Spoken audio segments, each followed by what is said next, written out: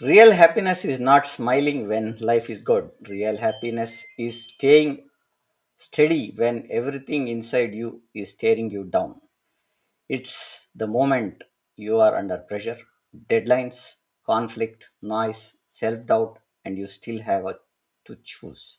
One calm breath, one clear thought, one right next decision, not because life is got easier, but because you got stronger. This is the real happiness looks like.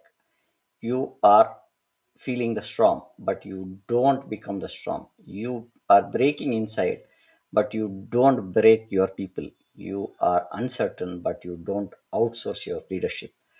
Why now? Because leaders today aren't just managing work, they are managing overwhelm. And when the inside collapses, decision speed collapses with it. We overthink, we delay, we seek approval, we avoid hard conversations, and quietly performance dies. On this International Happiness Day, we are here not here to just for the quotes, we are here for the leadership operating system. Happiness skills that create speed, clarity, calm, power, and even when life is brutal.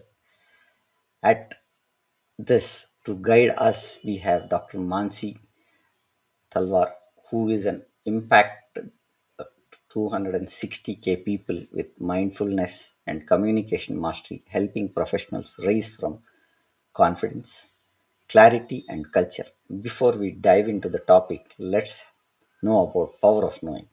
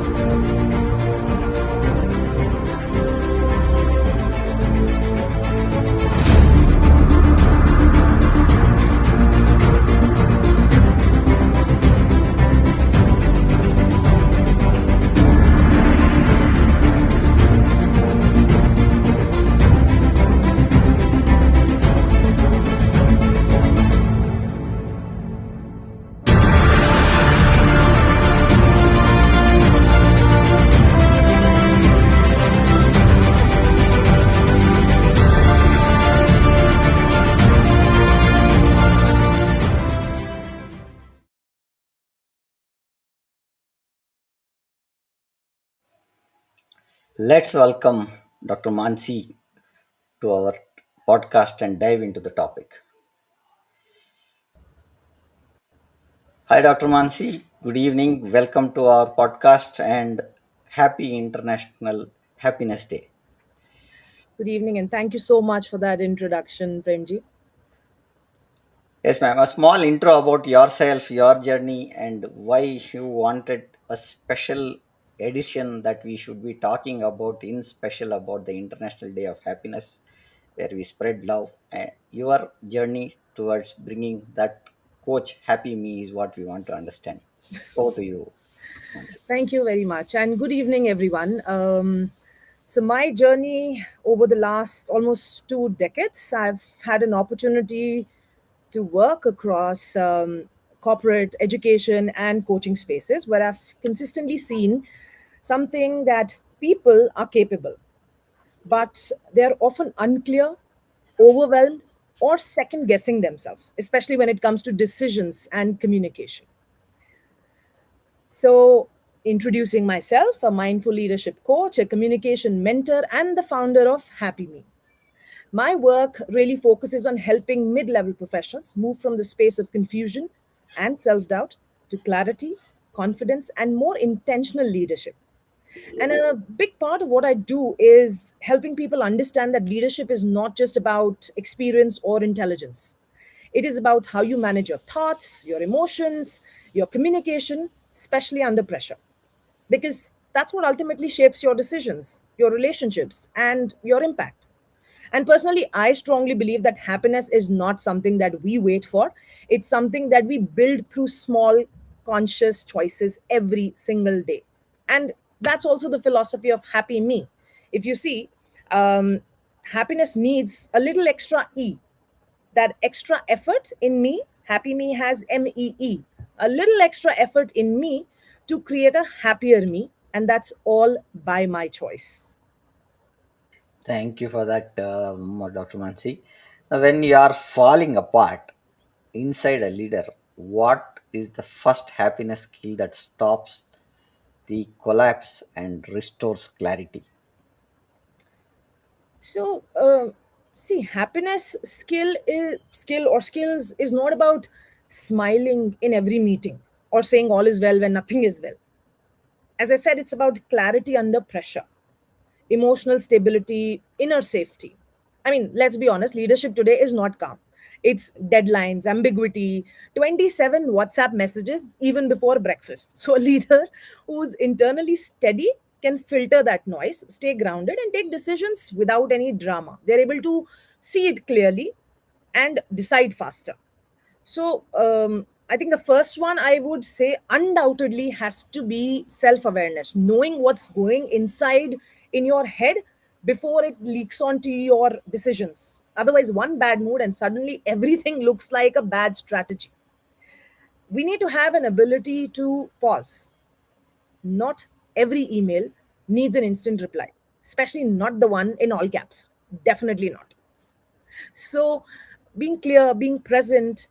See, half of the delays in organizations are not because of the fact that people are incapable, it's because nobody understood what was actually said in a meeting. So, being present and being clear.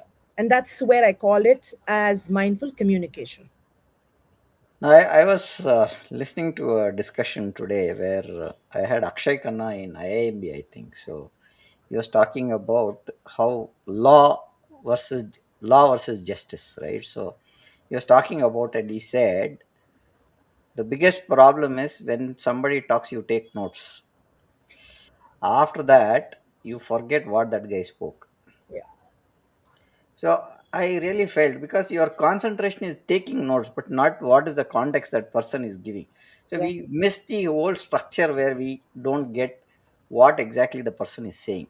yeah. Now, what are the happiness skills in leadership? Practically, not physiologically, philosophically. Sorry.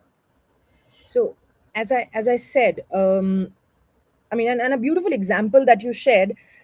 People take notes. Similarly, when you're traveling and when you go to a certain place or any event, we're busy with our phones taking videos so that we can see that later. But we forget to be present in that very moment. So, skills, the happiness skills, first one undoubtedly will be self awareness. You need to know what is going on inside your head. If you don't know that, it will flow in a very wrong way in terms of strategy. That definitely has to be that pause, the ability to pause, the ability to think through that. Okay, one email from my boss, one email from my client, I need to respond right now. That doesn't work. Why are you giving yourself so much of pressure? Things can wait. Yes, things urgent need to be responded to, but everything is not urgent. And when we are talking or when we are even disseminating that information further down, we need to be clear. And for that, we need to be present. The notes example that you said. So we've taken down the notes, but in what context did those notes come? We will tend to forget that because we were not present in that very moment. I'm not present in this moment and I'm thinking about the future. That is why I'm doing what I'm doing right now. So understand that and then take it down. I think that will be half of the problem in any organization, of course, is because people are not understood, because people are not present. If you're present there in the meeting, you will understand what is being communicated. You will ask questions. Brought one important point which you have said. Every mail does not need a response. So Yes. I was part of Wipro, and we used to have lost a lot of customers because we had diverse customers, right? So I got to understand. I'm not sure whether that person was from that or same organization or somewhere. So he has put an out of office note. Anything urgent, anything urgent or emergency, please visit the nearby hospital. Okay. Rest all can wait till I come back. Correct. So I recall that message all the times. We Yeah. run for everything. Hurry, hurry, do get Yes. it done. Let it fix it. Everything needs attention. We did not check that mail. So I learned one good pointer from that. This one is, when you are out of the office, you should be out of the office. When you are at a place, you should be in Yes. That's again, as I said, be present in where you are. there, and you should do things that are required.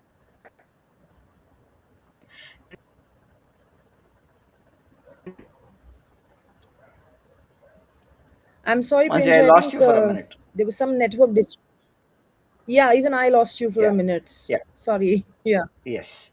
No problem, no problem. So, what are the top three happiness skills that directly improve decision at speed, right? Example, self-awareness, emotional regulation, mindful communication, etc. So, what do you think are the three? Are these the three things, or you have something in mind where So, you can say, so I would definitely say that these are the three things. First, you need to be aware of yourself.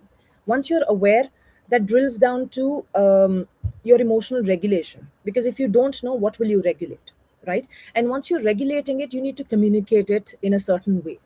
Communicate in a way that the other person understands. So these are my top three: self-awareness, emotional regulation, and mindful communication.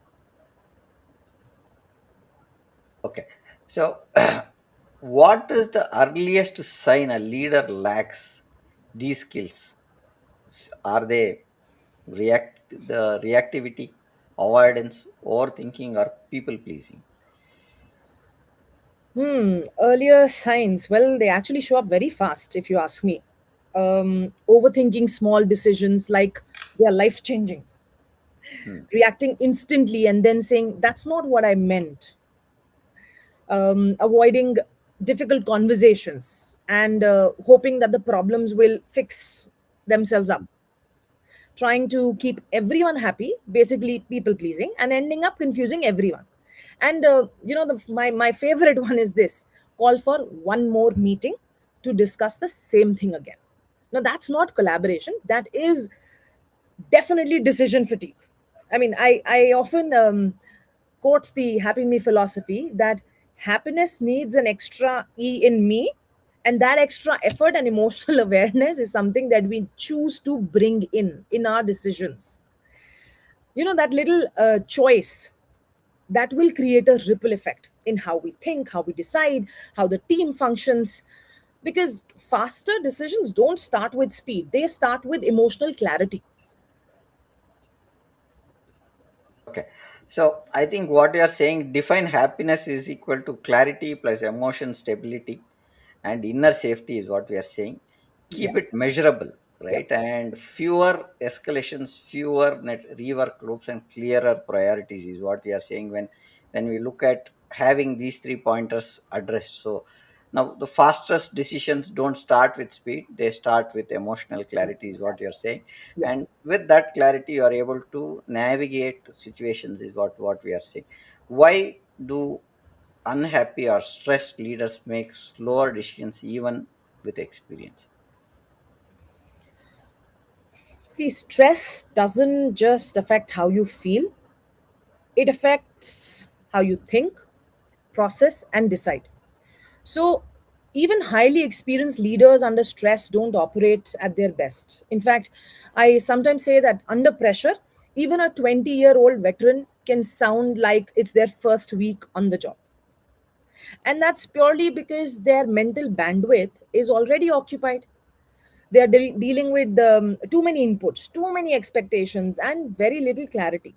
So instead of deciding, they start delaying, doubting, or even over discussing. And that is where the decision fatigue kicks in. And more decisions you have to make in a stress state, the worse the decisions become. I think what we are saying is you can be stressed, but a calm, composed. See, we cannot escape stress. Stress will always be there. It's how you manage, Uh, how you choose to show up in that situation. no, I'll take another example here, Mansi. I was reading, this is way back, where Mm. I read one uh, pointer where Sadhguru said is saying that in the initial days, US used to call them up and say, we need to do a class on stress management and you need to come and do. So he asked them, right, when did stress management became a management topic? Because stress cannot be managed, so you have to Mm. relieve it, right? So you have to relieve, you keep it on it and it keeps on pounding because you're not in a position to relieve. And that great example of that, holding the glass of water, Yes. that Yes. you can hold it for a minute, after 1 minute you will get into a stage where you will feel your hand numb and stuff like that. Right. Maybe if you hold it for a day, you may need a doctor to amputate your hand or something. Is that those kind of things are what stress carries, is what I think we are seeing. Yeah. How do cortisol, fear and uncertainty distort judgment and increase hesitation? See, when stress builds up, your brain shifts to what we call as threat response mode. Now, the brain is not asking what's the best decision, it's asking what's the safest decision. So you start over analyzing simple things, focusing on what could go wrong, second guessing yourself, which is great if you are avoiding danger, but not so great if you are leading a team or making business calls. Research shows that elevated cortisol levels reduce your cognitive flexibility, meaning you become less effective at evaluating options and adapting quickly. So, again, it's not the leader lacks capability, it's that their state is working against them. Being that in that state for a very long time is going to create a lot of stress, is Oh, what yeah. we are saying, Yeah. right? Yeah. So what is the difference between fast decisions and rushed decisions? So, fast decisions come from clarity, Okay. rushed ones from pressure and panic. A leader, a calm leader can always decide quickly because they see the situation clearly, they trust their thinking, and they will move forward. But Hmm. a stress leader, he will always delay endlessly. And then he'll decide quickly and let's revisit this. Must have heard that, right? We all have done that at some point in time. So, which is basically a polite way of saying, I am not fully convinced. So, I think speed is not about urgency; it's about mental clarity and confidence. And as you just asked this, it's just I'll share something I've seen very closely, and in fact, I wrote about this in LinkedIn last week as well. Two leaders received the same email, short, Hmm. direct, and it just said that let's discuss, not what I expected. This is the email that they got. Two leaders. The first one read it and immediately spiraled on it. Oh, kya ho gaya? What went wrong? This is bad. And then he spent his whole evening thinking about it. But the second leader, he read the same email and he replied, sure, happy to walk you through.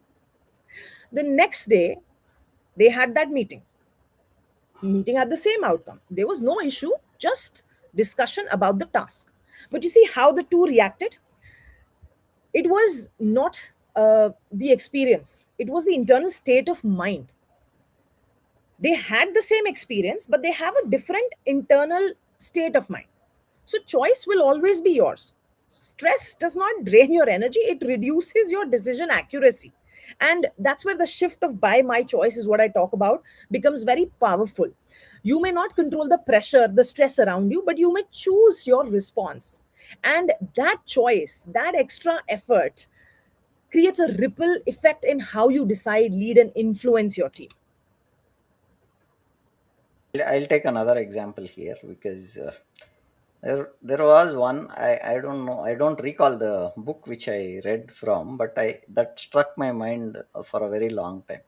There are two marketing guys who are sent to Africa Hmm. for selling footwear. Hmm. So that guy goes there. First guy goes, surveys the market, and he calls up the head office and said, "What's happening? There is nobody wearing slippers here, footwear here. How do I sell footwear in this market? The first. The second guy calls, wow, wonderful. There is nobody wearing footwear. Yeah. It's a big market. True. Same situation, two different pointers, two frame of different frame of mind. So I think that's how I think we should look at when we look at it. Is more of how do we look at decision fatigue, threat response, Yes. show how calm leaders choose better options because faster becomes they don't see that clarity, right? So Yeah. that is what I know. Stress doesn't just drain your energy, what you rightly said, it steals your decision accuracy also is what we are getting it Yeah. now. What is decision fatigue and how does this silently kill leadership performance? In simple words, it is what happens when your brain has too many decisions and now just wants to retire for the day. It may not be dramatic, it will be silent. You will still show up to meetings, you will still respond, you will still say, let's think about it, but your quality of thinking drops. You will either delay decisions, overcomplicate simple ones, or say yes just to move on. And that's where leadership performance starts slipping. Because leadership is not about how many decisions you make, it's about how clear and consistent those decisions are. You're right, because when we see people not giving the right direction, uh, in one of the podcasts that we were doing, we had a HR coming in, and where we were talking about is feedback. Hmm. Feedback given over a long period of observing will not help. Hmm.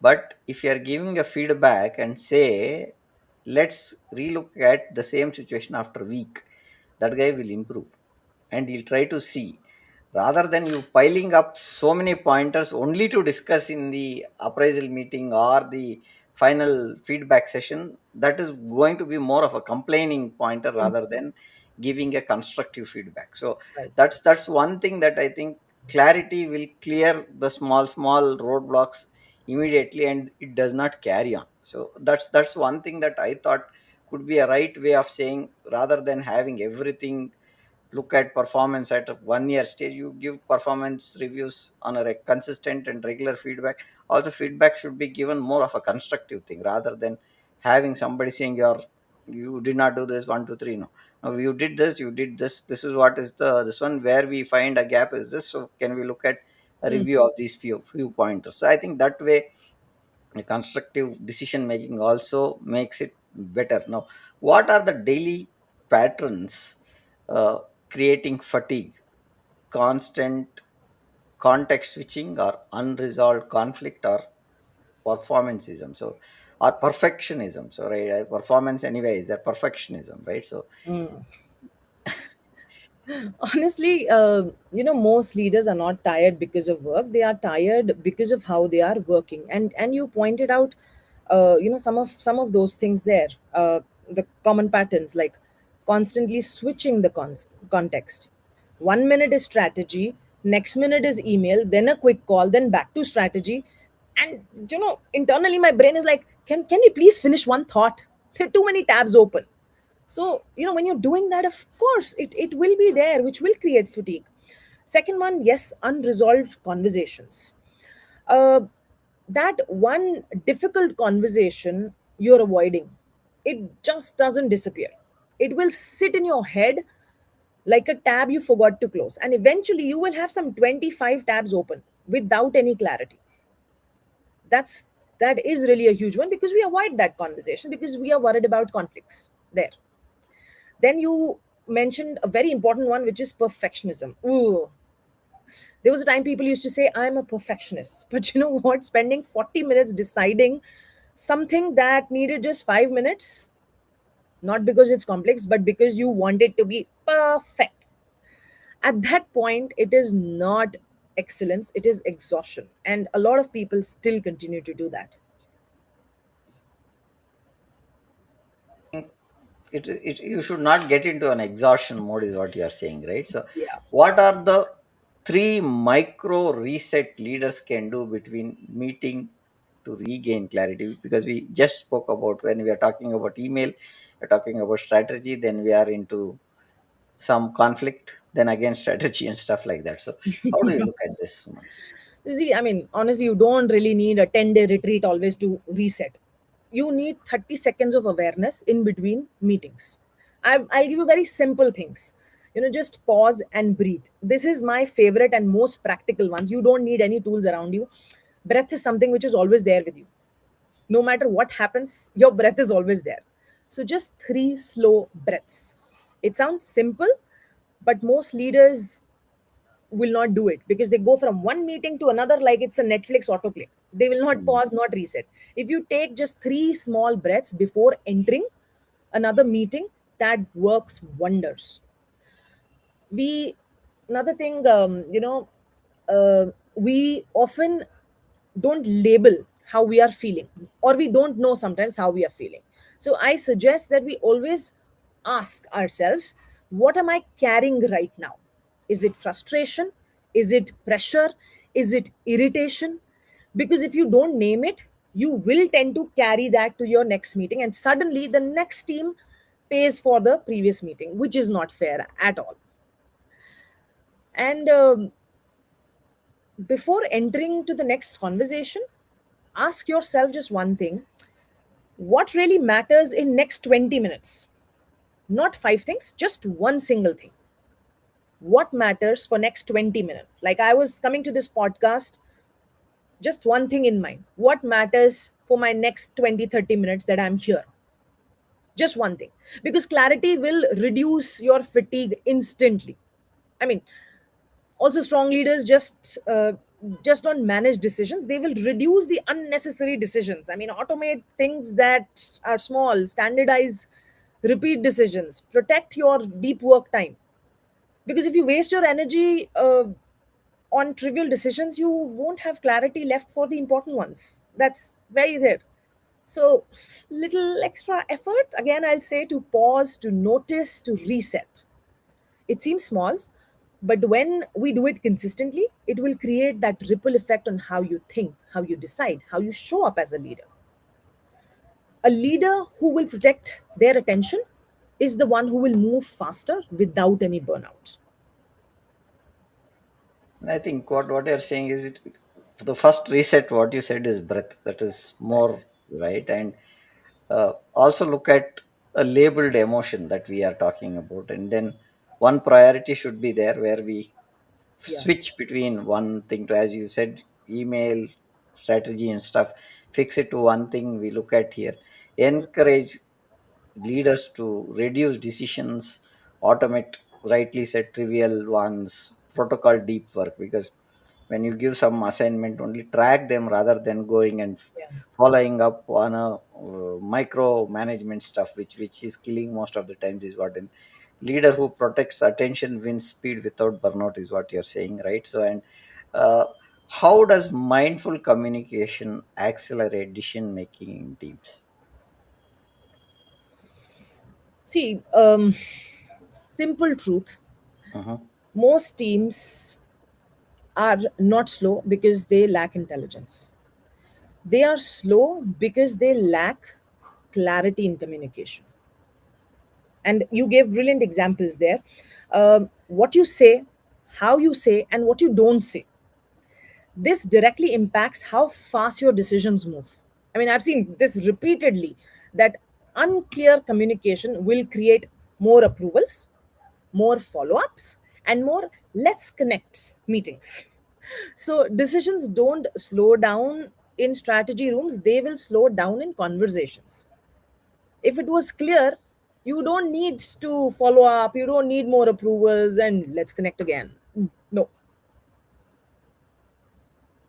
When clarity is there and we are able to give a justification, you don't need approval also, is what I think is very very important now. uh, what communication behaviors slow down decisions, which we spoke just now? Unclear asks, indirect feedback, fear based messaging. Yeah, so we should look into this. It's an unclear ask. What does that even mean? I mean, who is doing what? That one line creates three different meetings, I think. Yeah. And you mentioned indirect feedback. Yes, people tend to soften everything so much that the actual message gets lost.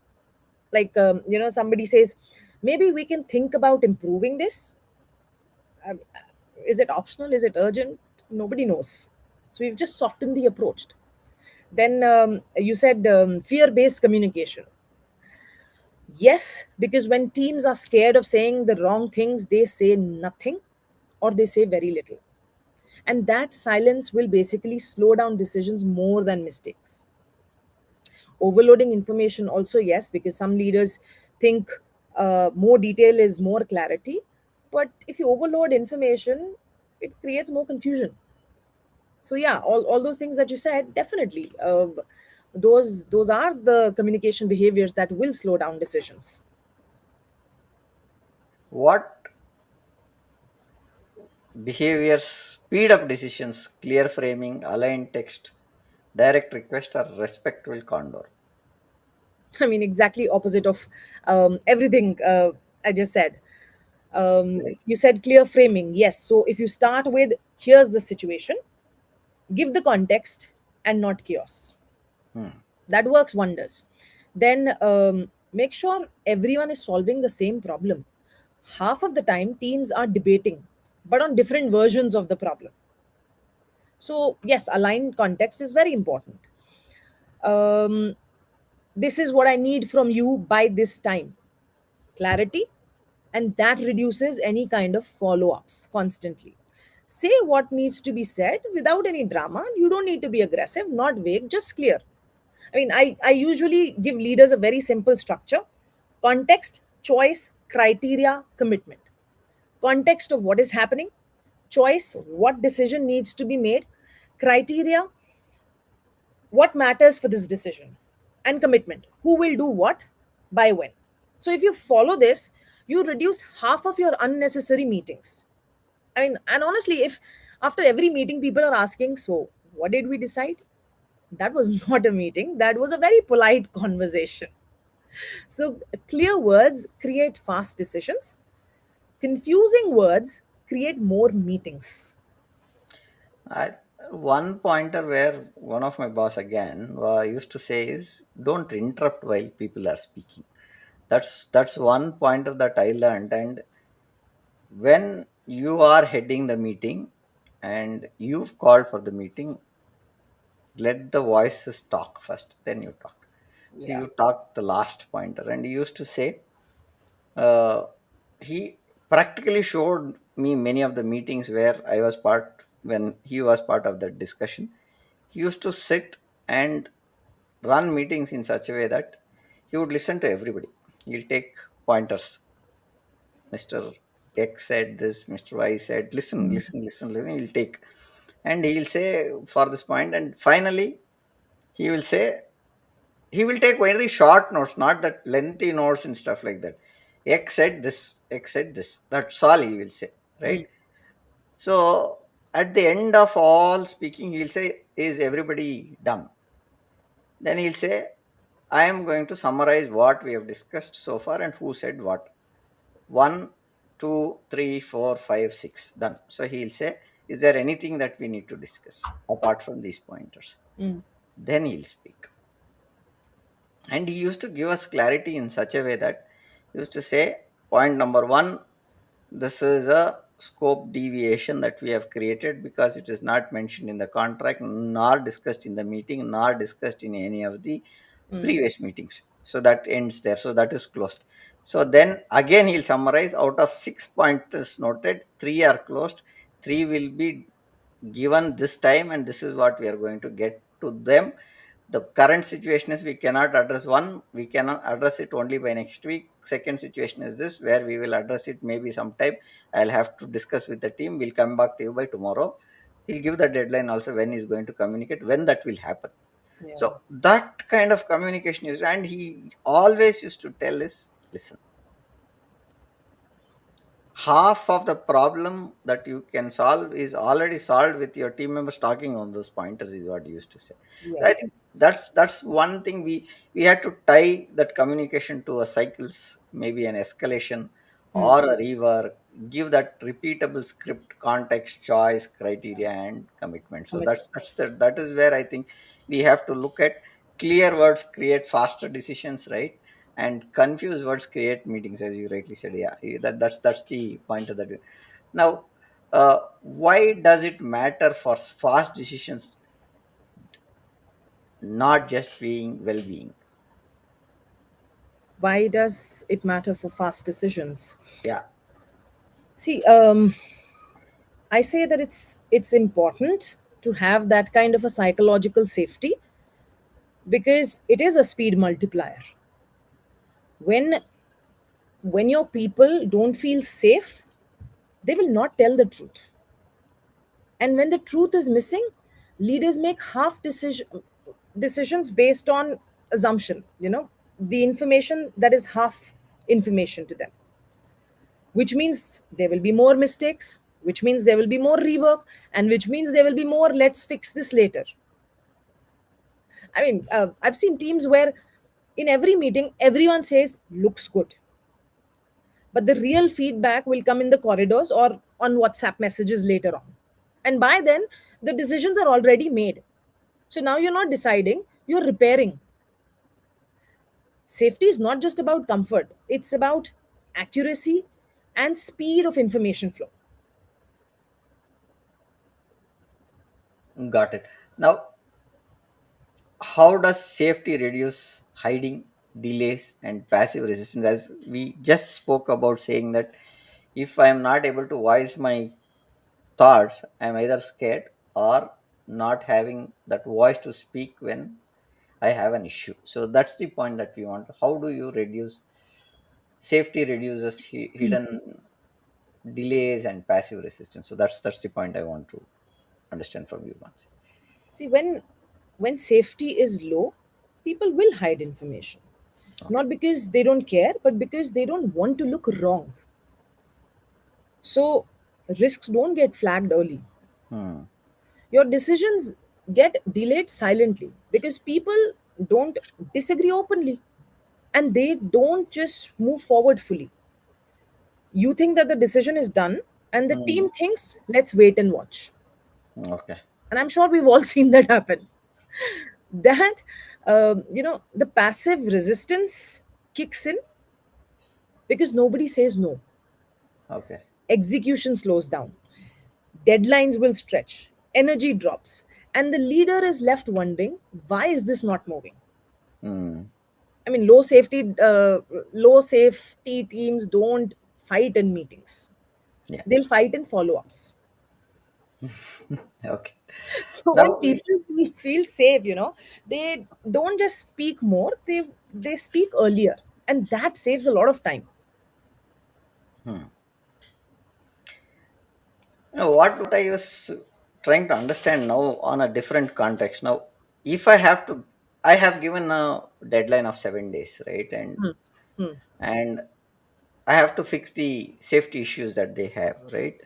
What are the fastest ways leaders can build safety in 7 days? Is there a framework? Is there something that we can talk about? Very very simple, very small, visible behavior shifts that work immediately. And the first, and being a coach, I would say that coach as a leader, ask better questions.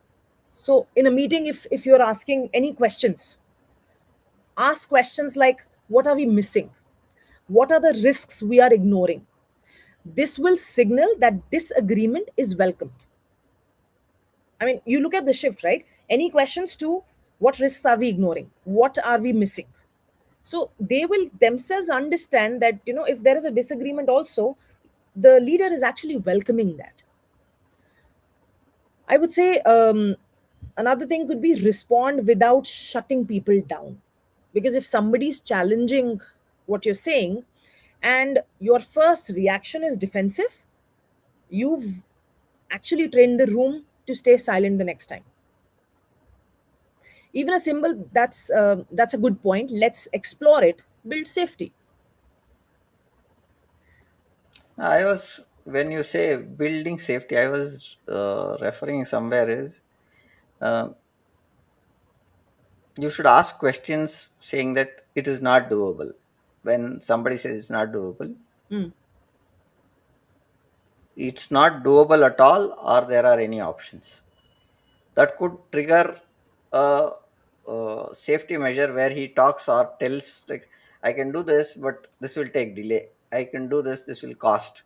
I can do this, this could be a changer. So these are pointers I think would change, is what I feel. When you have to safety enabled truth telling, truth telling Mhm. reduces the rework, suggest Yeah, simple rituals, right? So absolutely, absolutely. what And what did we miss? I think mm, that's one stage.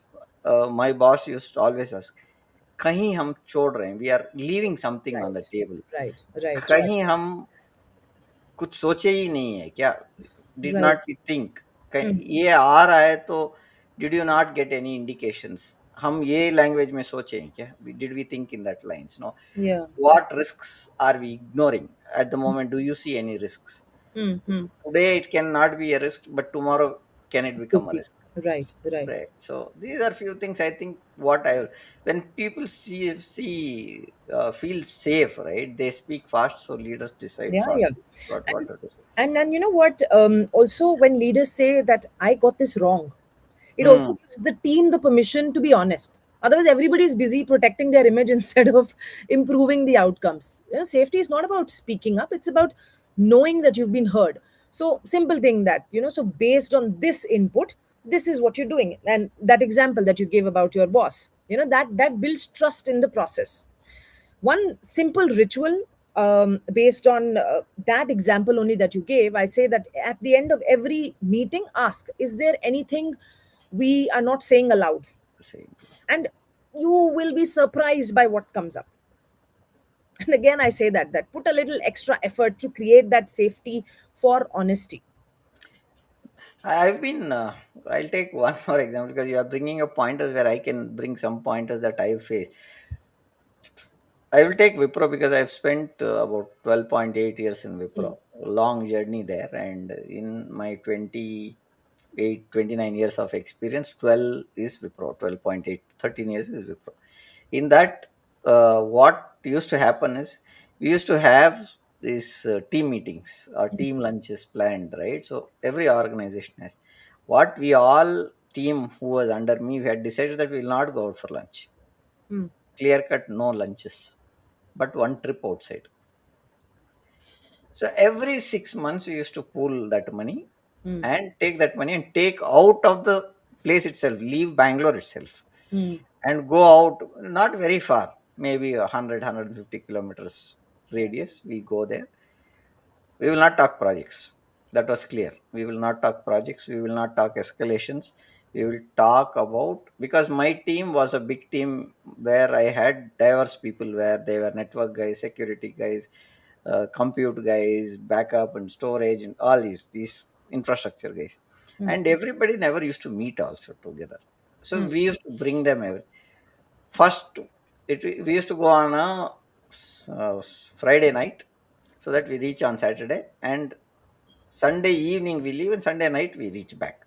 So that's how the whole structure was built. And first, in the start of this one, they used to talk, sing songs, then they reach the destination, then they will talk about each other and all those things. By end of the day, they would have come to projects without telling itself, sir, I am having a challenge here, sir, I am having this challenge here, this challenge here. Then I used to say, that guy is network, this guy is security, this guy is backup, you have everybody here, speak. And I've seen amazing results. After a small trip, I've seen so many escalations gone away just like that. And we've told customers also, sir, in 6 months I need 2 days out from their projects. mm. That's what I've been telling, because when you give that space, people tend to talk, and they talk more, and they come out of solutions. And what's role of a self leader in speed, especially the mid level? Self leadership. Well, I say it's the difference between a leader who keeps things moving and the one who keeps checking, confirming, and forwarding emails. Mid level leaders are in the toughest spot. They are managing teams below and the expectations above. So they are at that level. So if they don't have internal clarity, they will default to over checking, over consulting, over explaining. Not because there is any lack of capability, but because there is lack of internal improvement. And that slows everything down because every decision needs a validation. Speed in leadership is not about authority, it's about self trust. I agree. Now, how do confidence, boundaries, and self trust reduce over consulting and over approval seeking? See, confidence, when you're confident, you don't need five opinions to take one decision. You may still take inputs, but you don't depend on them. Clear leaders will know what they will decide, what needs escalation, what doesn't need a meeting at all. And without boundaries, everything feels like a group discussion. So you need to have those boundaries there. And then you said self trust, right? Because that's a big one. Yeah, When self. yeah, when leaders don't trust themselves, they seek approval to feel safe, and that creates delays because now decisions are moving through layers and not clarity. I mean, I've seen leaders draft an email and then share it with three different people for feedback, then edit it, then wait, then send it the next day. And at that point, the delay is not strategic, it is hesitation. Now, coming to the pointer that I want, what's one daily practice that builds self trust in decisions? Mm, see, a very simple one, but this turns out quite powerful. Keep a decision journal. I mean, when I'm saying journal, I'm not saying any fancy things. I'm just saying a simple thing. At the end of the day, just write down one decision that you made, why you made it, and what you were unsure about. And why I'm saying to write it down is because once you revisit it after a few days, I mean, don't judge yourself, but observe your thinking. Because over time, you will notice that you were right more often than you actually thought. And also where the places where your thinking needs refinement, and that's how self trust builds, not by always being right but always being aware and improving. I mean, honestly, most leaders don't lack good judgment, they just don't have the patience to trust it. So self leadership is choosing to trust your thinking, to take responsibility, and to learn from it. The fastest leaders will not be reckless, they are rooted. And for you to know about that, I say you always keep that decision journal. Simple thing. So, how do leaders handle conflict without slowing down everything? So, first, leaders need to stop thinking conflict is a problem. That is the big one. Avoided conflict is the real problem. Okay. Because when conflicts are not addressed, they don't disappear, they just show up as delays or passive resistance or low energy execution. The goal is not to avoid any conflicts, it is to handle it quickly, clearly, and respectfully. I mean, I always say unresolved conflict doesn't stay in the meeting room, it travels into emails, timelines, performance reviews. So What fast teams, they are not conflict free teams, they are the I think teams that handle conflicts timely. I think what you are saying is unresolved tensions create invisible delays in execution. Yeah, So that's the point. absolutely. What's your conflict framework for quick resolution without damaging relationship? Because when we talk about relationships, everything becomes my way of thinking, my decisions, my views Hmm. are not being taken care, or Hmm. what I told was not heard about and stuff like that, right? So how do you look quick resolution without damaging relationships? See, I'll say first, Name the facts. Hmm. Here is what we discussed. Here is what was delivered. Then name its impact. Name Hmm. the facts, name the impact. This is delaying the project and that is affecting the team. Okay. And that, name the facts, name the impacts, and then agree to the next action with a timeline.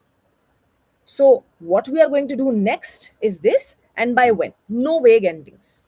This will remove any kind of blame, any emotional escalation, unnecessary storytelling, and that brings the conversations back to clarity and action.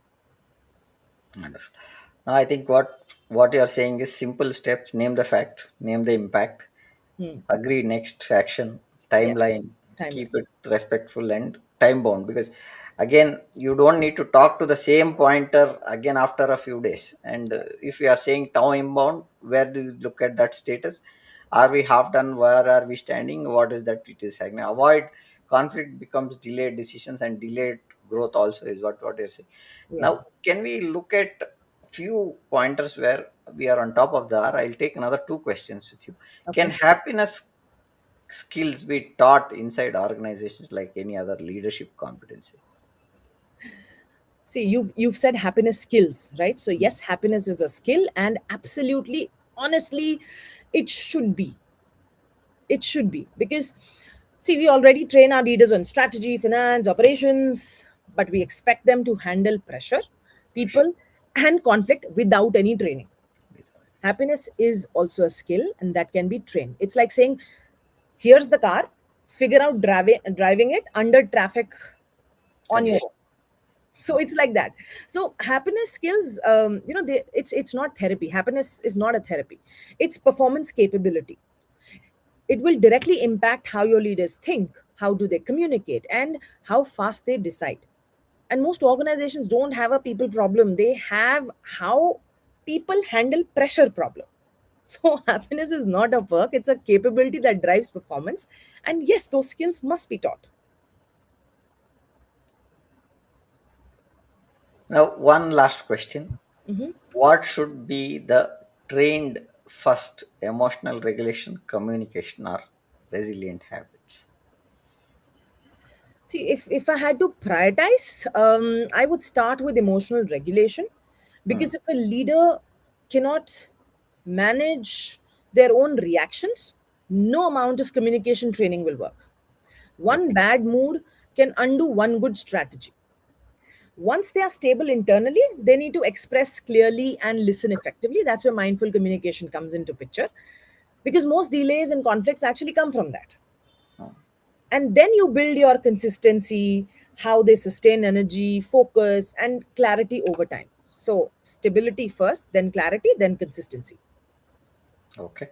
All right. I think that's what we had in mind for our 1 hour session. We are on top of the hour where we want to look at a summary that I wanted to take. I have some of the comments, but I think most of the comments are coming from one. I'll take few. Okay. Sure. I'll show those. This is one comment that I see where is growth mindset too. They stay in growing and open to challenges mode. So never. So this is one pointer that I get, and I think there is. This is one thing which is showing up. I'm not seeing most of the chats because it's coming from YouTube somewhere. So, okay, this is one. This one that you have. Any pointers there? That one. See. Yes. So growth mindset, they stay in a growing and open to challenges mode. I'm just trying to understand. Yeah. So growth mindset, see, what is growth mindset? It's the choice. It's, again, I will come back to the same thing. It's the choice that we make in every single day, how we choose to show up, right? Mm, If we are mm, mm. able to emotionally regulate ourselves, we will definitely work towards a growth mindset. What Okay. happens to me is not something I can control. Yeah. How I show up after something has happened to me is something that is a choice that I make. Happiness is nothing but making those little choices every single day. And once you're happy, You will see your decisions, your people, the way you communicate, the way you bring yourself across, your well being, people's well being around you, awareness, clarity, ownership, all they create a ripple around you. Okay. It's not just well being, but performance across the organization. Okay. Okay, Mansi. I have few pointers that I have noted down while we have been discussing. These are the takeaways that I am taking it for myself, and I wanted to share it here. Real happiness is steadiness under pressure, is what we are saying. You feel the storm, but you don't become it. So you don't get into that storm and create another storm. The inner stability is what restores clarity when everything inside feels like tearing you down. So that's the point. Decision speed is an emotional skill, not just thinking skill. When leaders regulate stress and reduce inner noise, choices become faster, clearer, and less likely to be reversed. And the other point that I want to look at is one calm reset beats what you rightly said, more beats the 10 more meetings that are going to come up. Micro practices where we put a pause, breathe, name the emotion, choose the context, and so prevent spirals. That is another point. You said this, there's a spiral there, and you said this, that spiral should be reduce rework, which can be very well done when you are in calm thing, and protect leadership presence. So that's what I mean. Safety is a speed engine. When people are safe, they speak truth quickly, leaders get a better signals sooner, and decision cycles are shrink. Happiness skill is created calm and has the power to scale. Leaders can stay grounded under pressure, communicate better, handle conflict faster, build cultures, and perform without burnout. That's the point. Any final pointers that you want to say before we close the session, Mansi? See, I will just come back to the same thing.